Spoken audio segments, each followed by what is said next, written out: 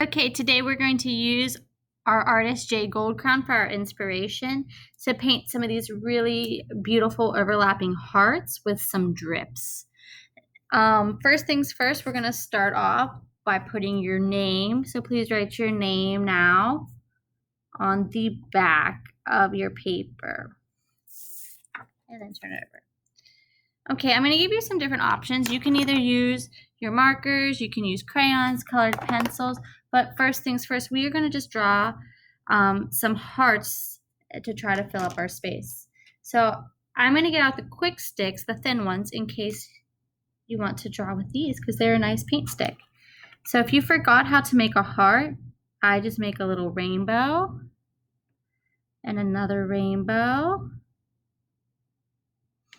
and then a little dot towards the middle, and then the letter V. Okay, so you can use your quick sticks to make like a nice outline, and the best thing is it says to first start, do some hearts of one color. So I'm going to try to do a few of one color before I switch, and you can do different shapes and sizes. So, all right. Now it says to start adding more hearts with another color. So choose another color.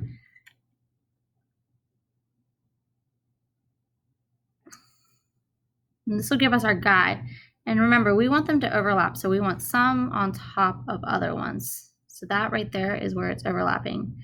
And the best thing about these paint sticks is that they mix and blend very nicely. So I usually like to try to choose just a few colors. Let's fill this space down here. All right, and I'm gonna do one more. Okay. Remember, we want to see that overlapping. That means one thing going over top of the other. All right, and once you have your whole space pretty well filled with hearts, this is where I'm going to show you how to do the drips. Okay, so we're going to use watercolors for our drips. And the way I like to do it is I like to start with one color. So I might start with like my green color. And I can trace around that line.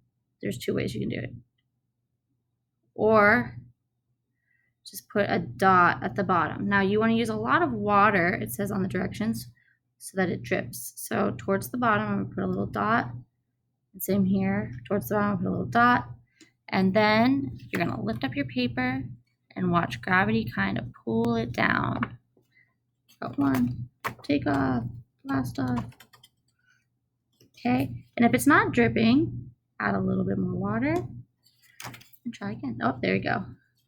So there's two different ways that you can do it, either with a dot on the bottom or, like I said, you can trace it. I kind of like the way the traced looks because then the quick stick shows up over top of it. You don't have to do every single heart. You can just choose a few spots. But you want a really wet watercolor like this. Make sure you have some spots on the bottom.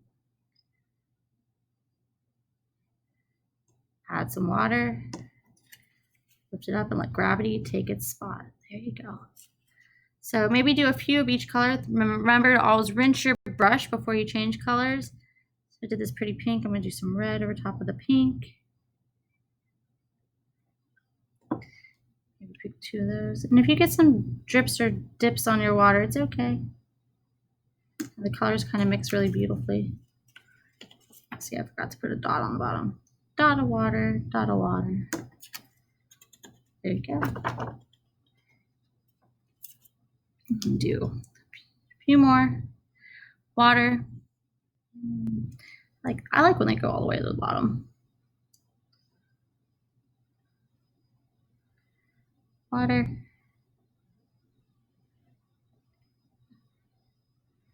And the reason I don't pick every color is because when you mix every single color, you usually end up with a brown. So I try to. There you go. I want this one to drip. Doop, dop. There we go. All right, and there you are with your J.Goldcrown inspired heart art.